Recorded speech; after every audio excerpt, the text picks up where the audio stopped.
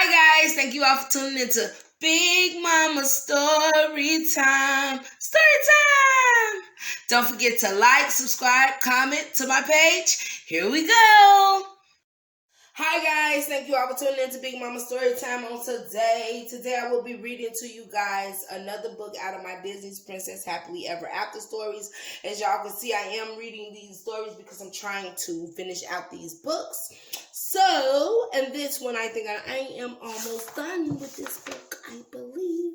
The last one I read was, yes, I only got like 4 more left. So Aladdin, the last one I read was Aladdin One True Love. This one I am going to be reading will be Sleeping Beauty, A Moment to Remember, guys. All right, let's get into this moment to remember, Sleeping Beauty. Okay.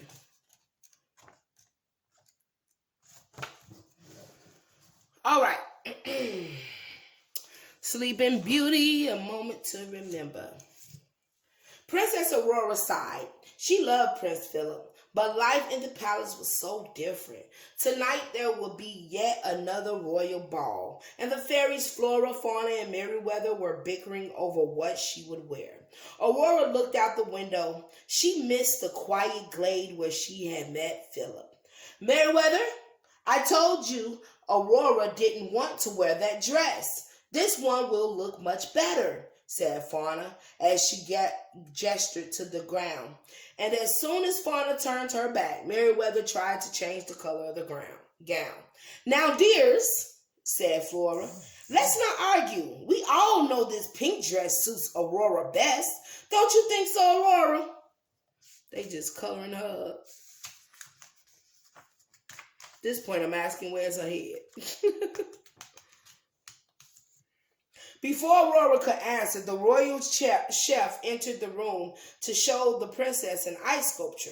As she smiled her approval, a castle maid hurried in to tell Aurora that they were almost out of candles. As Aurora finished telling her to check the storeroom, Prince Philip came into the room. "Hello, dearest," he said, giving Aurora a hug. "Oh, Philip, I'm so glad to see you. Aurora began. The royal florist cleared his throat. "Princess Aurora, could you please tell the royal table setter that these flowers are to be placed in the middle of each table tonight?" "Princess," said the royal table setter, "could you please tell the royal florist that our guests will never see one another if I put this big flower arrangements in the middle of each table?" "Why don't you just put a single flower on each table?" said Aurora. The two servants looked horrified. "A single flower?" they said as they left. "You were saying, dear?" Philip asked. "Pardon me, Princess Aurora," said the royal steward. "I must have your approval on the seating arrangements." "I will look at them," Princess Aurora began, "as soon as we return." Princess Philip finished. "Where are we going, Philip?" Aurora asked. "For a ride where no one can bother us," Philip said. "I know that's right, Philip. Y'all look like Aurora needs some assistance."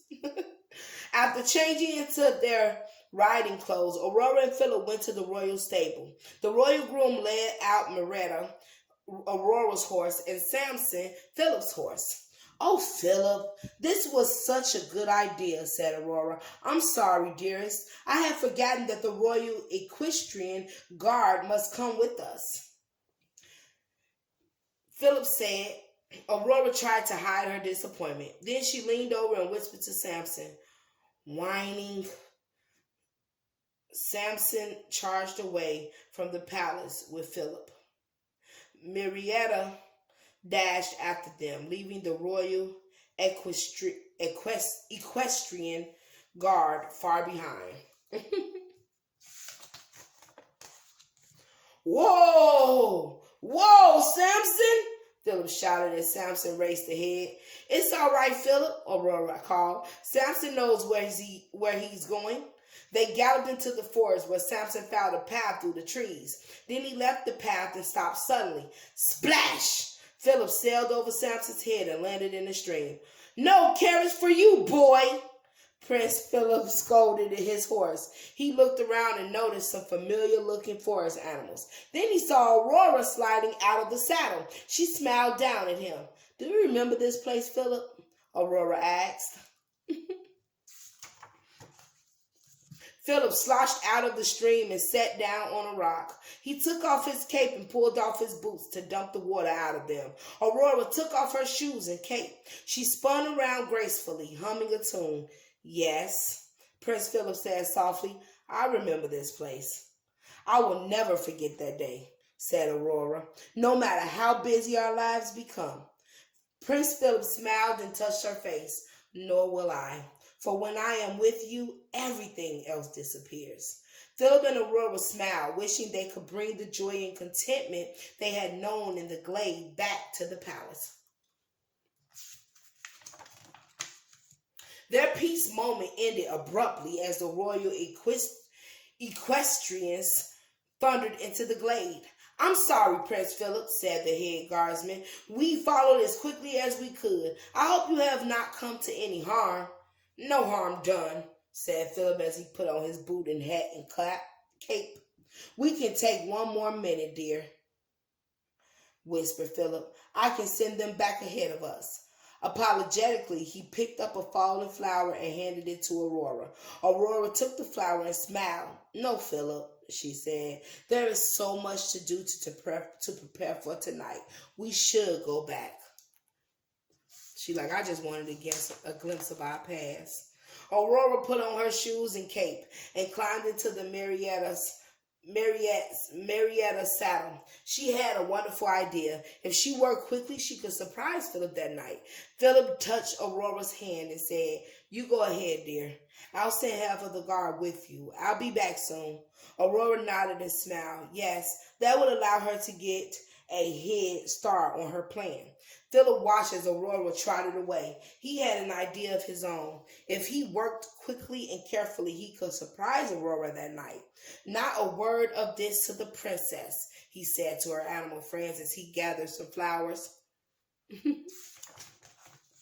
Aurora did not see Prince Philip for the rest of the afternoon. She was too busy working on his surprise. Under her watchful eyes, servants carefully arranged flowers and food and brought candles to the tables. The fairies flitted about, helping wherever they could. More than once, Aurora heard a servant murmur, "Our guests will certainly be surprised."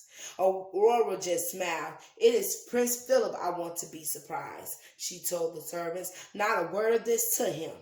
The servants nodded. Prince Philip's valet hurried off to keep the prince away.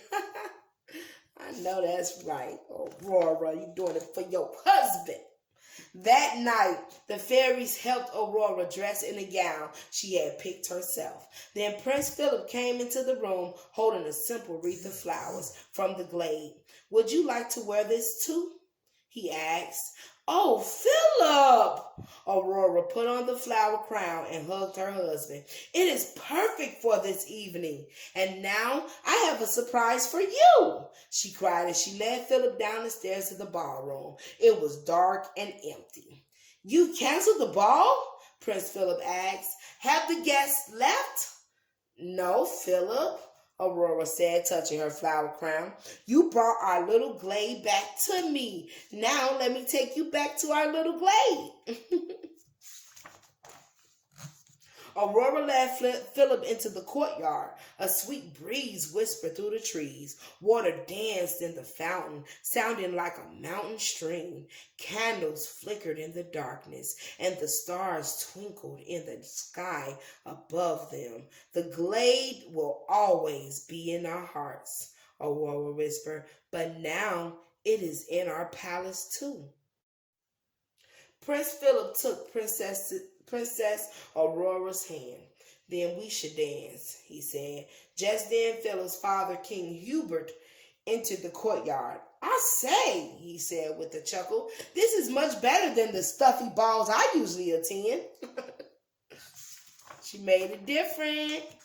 While their animal friends watched, Princess Aurora and Prince Philip happily danced the night away in their new glade.